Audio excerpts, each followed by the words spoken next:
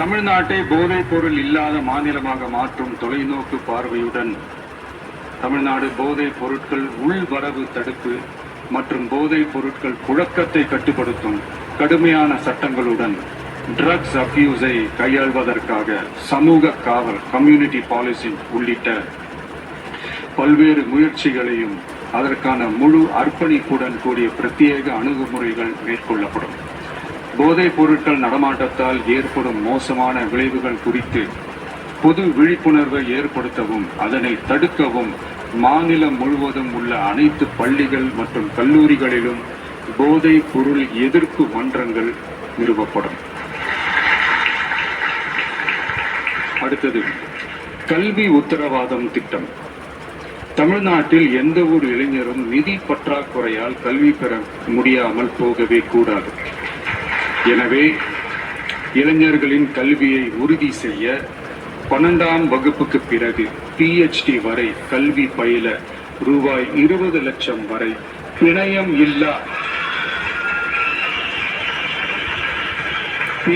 இல்லா collateral free loan பெறுவதற்கான உத்தரவாதம் வழங்கப்படும்.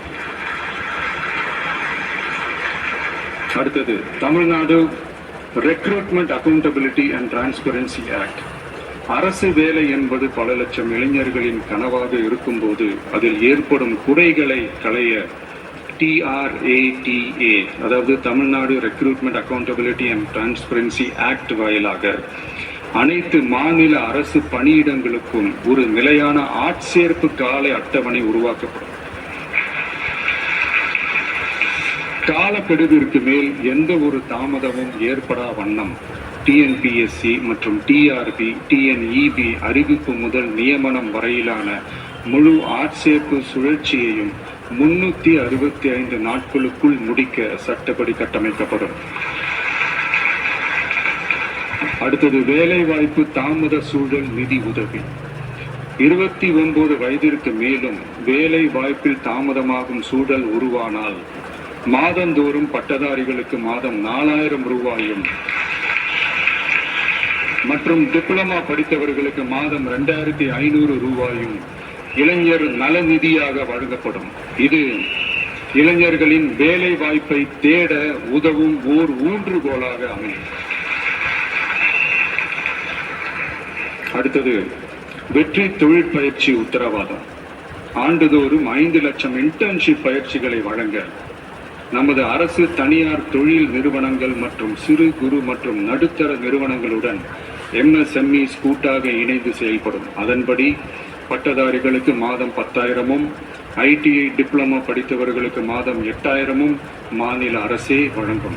இது வணிக நிறுவனங்களுக்கான பணியமர்த்தல் செலவை குறைத்து உள்ளூர் ஆட்களை பணியமர்த்த அவர்களை ஊக்குவிப்பதாக அமையும்.